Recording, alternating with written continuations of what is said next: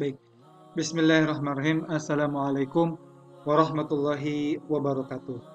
Hamdan katsiran thayyiban mubarakan fih. Assalatu wassalamu ala Rasulillah wa mawala amma ba'd. Baik teman-teman yang berbahagia dimanapun Anda berada, bagaimana kabar Anda pada kesempatan yang berbahagia ini? Mudah-mudahan Anda dan orang-orang yang Anda cintai dalam keadaan sehat walafiat. Sebelumnya saya ucapkan taqabbalallahu minna wa minkum. Taqabbalallahu ya karim. Karena ini masih nuansa Syawal ya, di tahun 1442 Hijriah atau yang bertepatan di tahun 2021 ini. Tak ada salahnya sebelum kita memulai apa namanya,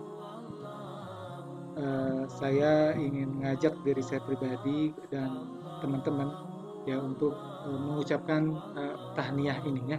Baik teman-teman sekalian, setelah pasca liburan yang panjang ya, kembali kita ingin menyemangati tetap belajar PAI, kembali belajar PAI kita harus tetap semangat ya, walaupun kita sudah mengalami apa namanya proses liburan yang sangat panjang, dan ini memang untuk move on uh, dari libur ke aktivitas kembali kuliah ini agak agak sedikit perlu perjuangan yang sangat keras sekali gitu ya. Baik teman-teman, insya Allah hari ini kita akan belajar tentang akhlak bagian pertama, dan ini sebagai tambahan saja dari materi yang sudah disampaikan oleh kelompok penyaji ya. Baik, sebelumnya atau kita langsung ya, maksudnya akan langsung kepada pembahasan materi ya, bahwa akhlak menurut bahasa secara etimologi akhlak itu berasal dari bahasa Arab ya, jamaknya dari khulukun ya. Akhlakun itu jamaknya adalah khulukun, yang menurut bahasa diartikan sebagai adat kebiasaan atau al-adah, perangai, tabiat ya. Kemudian watak juga, ada juga yang mengatakan bahwa akhlak itu adalah adab sopan santun. Ada juga yang mengatakan bahwa akhlak itu adalah al-adin, itu agama. Nah, kata tersebut mengandung segi-segi persesuaian dengan perkataan kholkun yang berarti kejadian, serta erat hubungannya dengan kholik yang berarti pencipta, dan makhluk yang berarti yang diciptakan.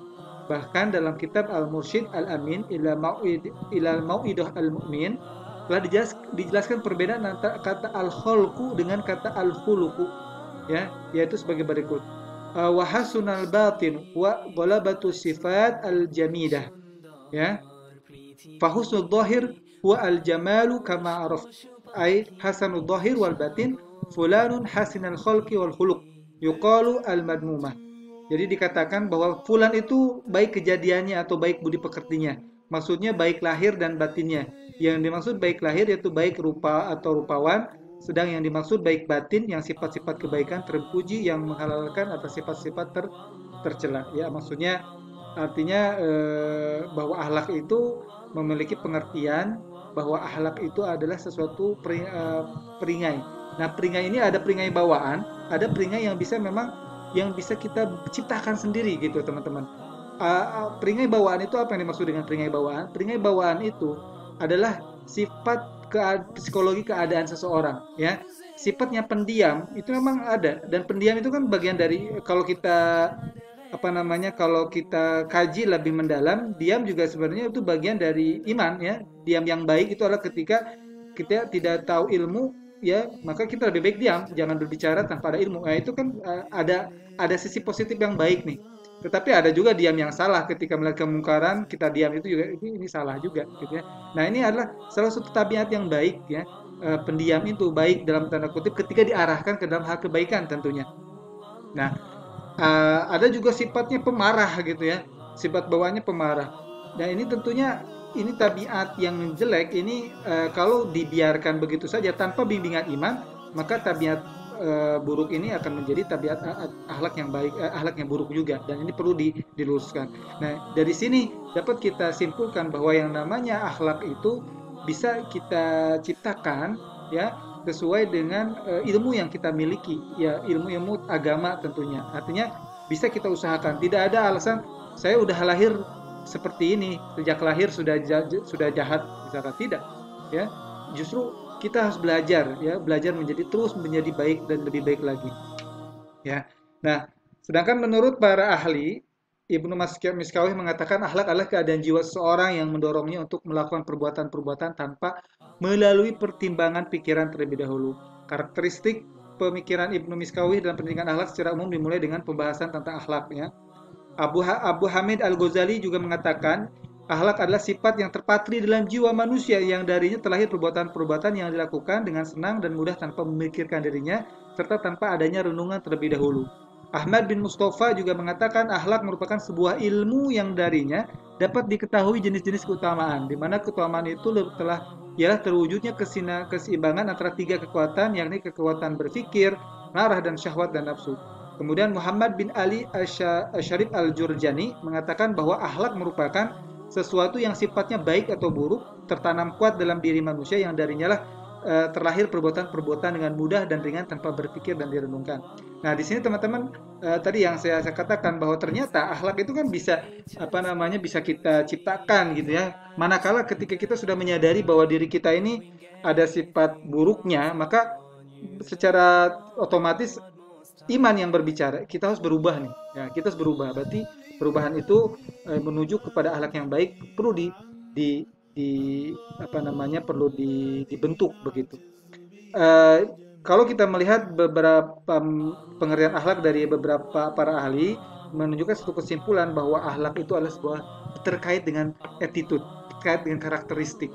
Hal ini sebagaimana yang disampaikan oleh Abu Darda dalam hadis dalam kitab Bulughul Maram dikatakan al-birru husnul khuluqi, ya. Jadi kebaikan itu adalah akhlak yang baik. Di sana dikatakan sangat jelas ya dalam kitab sini ada kitab Bulughul Maram ya. Nah di sini wa anin Nawasib bin Sim'an qala radhiyallahu anhu qala sa'atu Rasulullah sallallahu alaihi wasallam anil birri wal ismi faqala al birru husnul khuluqi. Nah, wal ismu mahaka fi sadrika wa karihta ayyatali'a alaihin nas. Akhrajahu Muslim. Nah, dari hadis ini dikatakan bahwa akhlak itu adalah sesuatu yang terkait dengan perbuatan baik ya. Al-birru itu dalam bahasa Indonesianya adalah kebaikan gitu ya. Nah, kemudian teman-teman, tujuan akhlak itu apa sih? Jadi Allah Subhanahu wa taala menciptakan manusia tentunya dalam keadaan yang baik ya. Seperti dalam surat At-Tin ya, khalaqal insan fi ahsani taqwim kan dengan sebaik-baik bentuk. Jadi ketika dengan Allah membentuk rupa, Allah pun memberikan sifat-sifat kepada manusia. Potensi baik dan buruk memang ada dalam diri manusia, tetapi Allah juga mengilhamkan kepada diri manusia itu jalan kebaikan dan jalan keburukan. Bagaimana hal ini disinggung dalam firman Allah, fa'alhamaha fujuraha wa taqwaha. Ini artinya apa? Allah sudah mengilhamkan ini jalan yang baik, ini jalan yang buruk. Artinya apa? Ini loh akhlak yang baik, ini akhlak yang buruk. Kamu mau yang mana gitu ya. Nah, tujuan untuk kenapa kita mesti berakhlak yang baik? Nah, tadi dikatakan di sini akhlak bertujuan untuk menjadikan manusia sebagai makhluk yang lebih tinggi dan sempurna dan membedakannya dari makhluk-makhluk yang lain. Kemudian juga dalam agama Islam mempelajari tentang akhlak agar manusia dapat membedakan mana yang baik dan mana yang buruk. Tadi fa'alhamaha fujuraha wa taqwaha. Hal ini agar tercipta tata tertib kehidupan yang baik menurut ajaran Islam. Dalam hadis Arba'in Nawawi dituliskan ya dari An-Nu'man bin Bashir radhiyallahu anhu Nabi sallallahu alaihi wasallam bersabda, "Ala wa inna fil jasadi mudghatan idza salahat salahal jasadu idza salahat salaha jasadu kulluhu wa idza fasadat fasadal jasadu kulluhu. Ala wa hiya qalb." Artinya ingatlah bahwa di dalam jasad itu ada segumpal darah, teman-teman. Ada segumpal daging, mohon maaf. Jika ia baik, maka baik pula seluruh jasad. Jika ia rusak, maka rusak pula seluruh jasad. Ketahuilah bahwa ia adalah hati. Hati, masya Allah. Ya, artinya pusat iman ada juga dalam hati. Ya, akhlak itu terkait berarti dengan hati. Hati terkait dengan iman. Ya, teman-teman, mengapa iman itu kalau kita tanyakan iman itu ya di mana sih letak iman? Apakah iman letaknya di otak? Apakah iman letak di mata? Apakah iman letaknya di hati? Maka jawaban yang paling tepat adalah iman letaknya di dalam hati. Ya, hal ini sebagai banyak dalil yang menuju ke sana. Dikatakan al-imanu qaulun wa amalun. Ya, qaulun wa amalun. Qaulul qalbi wa qaulul lisani. Lihat, qaulul qalbi dulu. Artinya apa? Perkataan hati dulu. Hati dulu ketika hati sudah mengimani sesuatu yang dianggap benar, maka itu akan berimplementasi, berefek kepada apa namanya, kepada bentuk zohir kita, ya.